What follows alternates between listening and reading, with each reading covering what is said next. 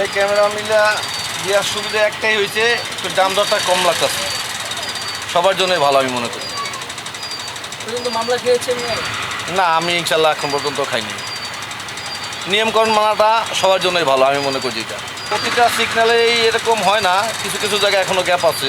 এই ক্যামেরা হওয়াতে আমাদের খুব সুবিধা হয়েছে, সিগন্যাল সবাই মানে, তারা কেউ উচ্ছৃঙ্খল করে না, আর তো অনেক উচ্ছৃঙ্খল করে, কেউ কেউ মান্য করে না, পুলিশ মানে না, সার্জেন্ট মানে না, ট্রাফিক মানে না, যার যার মতে যায়। আর এই ক্যামেরা হওয়াতে সবাই সভ্য শান্ত হয়েছে।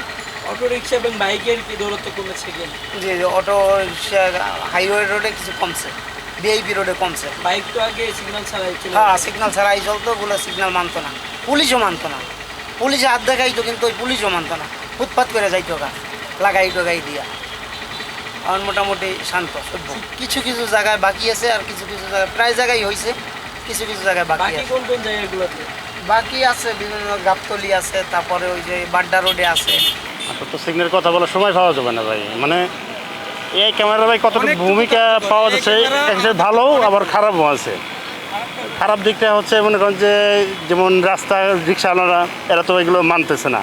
আবার যেমন কোনো কোনো জায়গায় বামের লেন ফ্রি থাকে, কিন্তু ওই জায়গায় ফ্রিটা থাকে না, ওই যে পিছনে গাড়িটা আইসা যারা সোজা ডানে যাবে ওই বামের লেন আটকে রাখে। এটাও মানে একটা ভোগান্তির একটা দিক। আমার কাছে মনে হচ্ছে এই ক্যামেরাটা আসলেই গ্রহণযোগ্য এবং ভালো দিক। প্রথম প্রথম হয়তো একটু অসুবিধা হবে, ওই উনি ভাই যেটা বললো, একটু অভ্যাসগত সমস্যার সম্মুখীন হতে হবে সমস্যার, তো সর্বদিক দিয়ে ভালো। কি এখন নিয়মিত মানা হচ্ছে? হ্যাঁ, অবশ্যই মানা হচ্ছে, কেননা মানা হচ্ছে, না মানলে তো মানে উপায় নেই, মানতেই হবে। এটা ভালো ভালো দিক, আমি অ্যাপ্রিসিয়েট করি এটা। মামলা খেয়েছে? এখনও মামলা খাইনি, কিন্তু নিজে সচেতনভাবে চলতেছে। যখন এই ক্যামেরা চালু হয়েছে তখন থেকেই মানে এটা মেনটেন করেই চলি, সেজন্য মামলা খাইনি এখন।